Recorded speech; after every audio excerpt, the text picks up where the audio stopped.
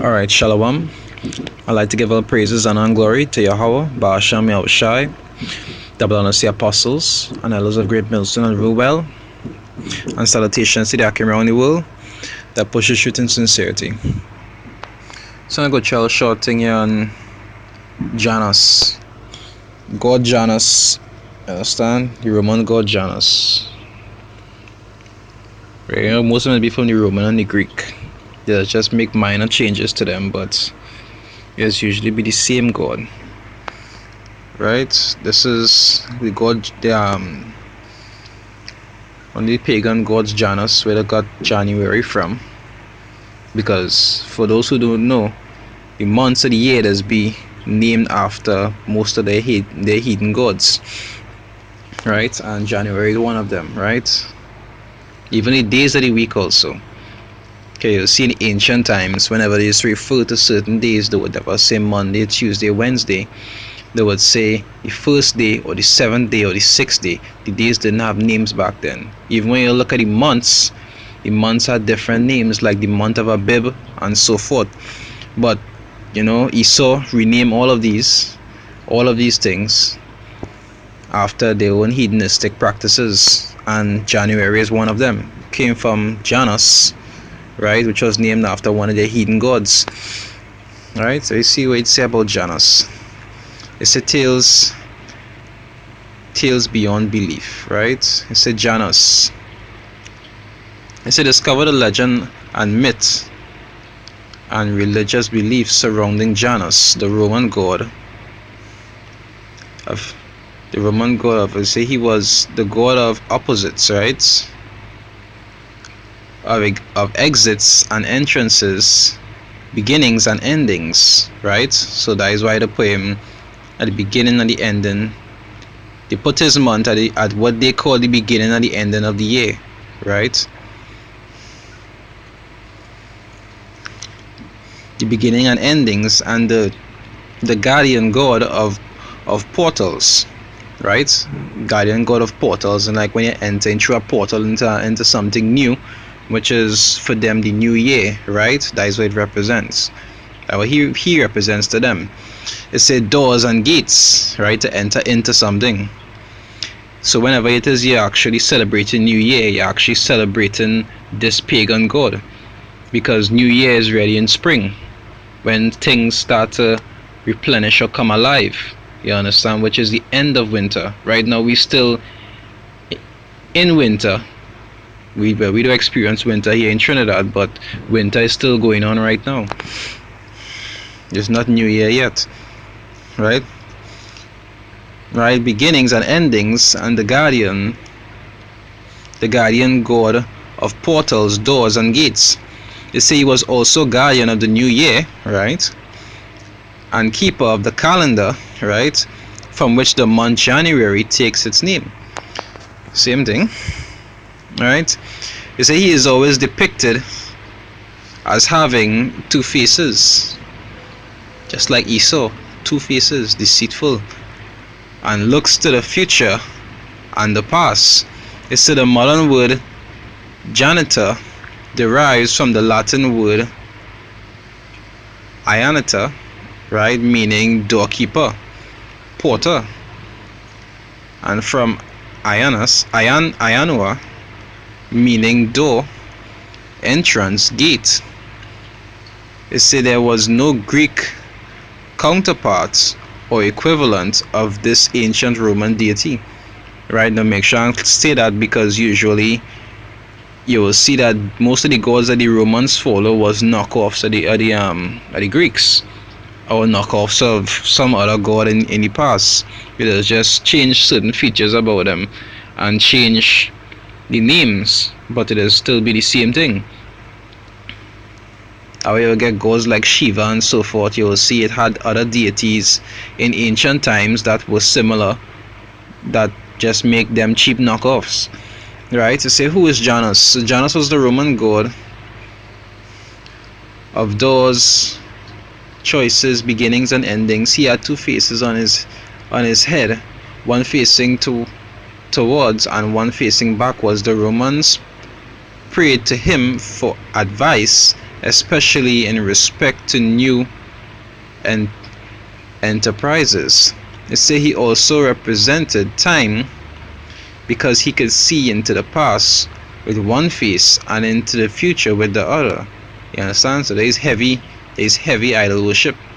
It said the festival of Agonalia,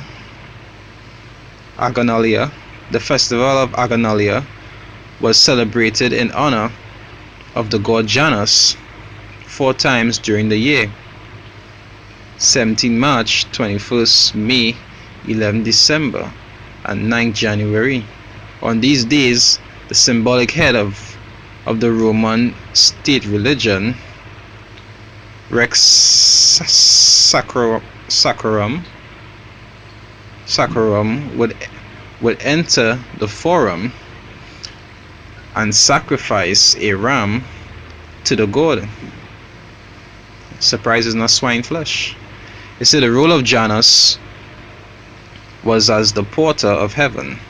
It said he opened the year in January, the first months being named after him, right? So the view this idol as, you know, the bridge from the old into the new, right? Alright, when they tell you to celebrate the new year, they know why they're telling you to do so.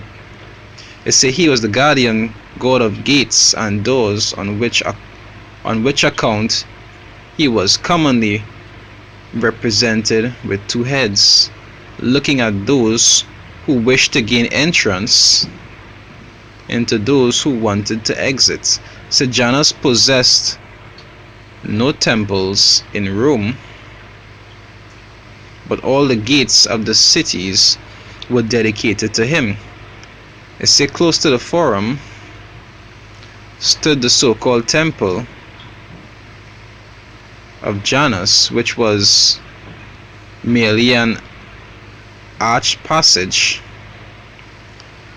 that could be closed by massive gates. So the gates were always open in time of war, as it was believed that the god had then taken his departure with the Roman army, over whose welfare he personally presided. So they actually looked to him as a form of protection also. So the Romans were engaged in so many wars that the gates of this sanctuary were only closed 3 times during 700 years, indicating peace. They said the gates were shut only once between the reign of Numa Pompilius, who reigned 1715 to 673 BC, and twice in the European Augustus, who reigned until 14 AD. Right, so it have many other research you could go through to really learn about Janus. But really and truly, when you're celebrating the beginning of the new year, this is actually what you take in celebration. And just like most of the other holidays, it have in the year that are dedicated to hedonistic practices, either idol god practices, or self-worship practices. These are all the things that this society is uphold, because the people in this society who are high up don't teach you to do anything right.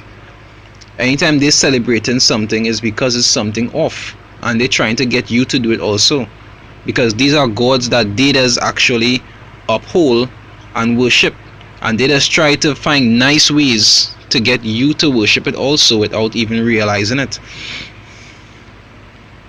So there's Luke 16 verse 15, right? It say he said unto them, ye are they which justify yourselves before men, but the Most High knoweth your hearts. It say, for that which is highly esteemed among men is abomination in the sight of the Most High. Because these are things that are highly esteemed, these so-called holidays. And these days that people has worship all these different things and thinking they're doing something good, like worship, like celebrating the birthdays and celebrating all these holidays. You understand? All these things are abomination in sight of the Most High, because He gave us days to celebrate.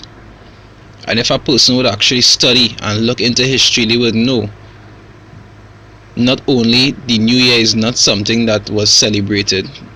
You understand? They used to celebrate things like the new moon. So when the New Year actually did start for the new moon, they would they would have a feast, but not like how people is do it now. You understand? And I actually have holy days that the Most High gave us to celebrate, not these paganistic wicked days that Esau does tell you that is good. But Jakes just don't care. As long as it's free food and drinks and an excuse to party, that is all Jakes need. They don't really care if it's good or not. They just care if it's fun. You understand? So this is our edification for the brothers who could actually, brothers out there who actually understand this word and actually trying to keep the mind occupied in these scriptures. They could always go into more extensive research to see for themselves more about this deity, or even about the other months. You understand that the name after other deities and so forth.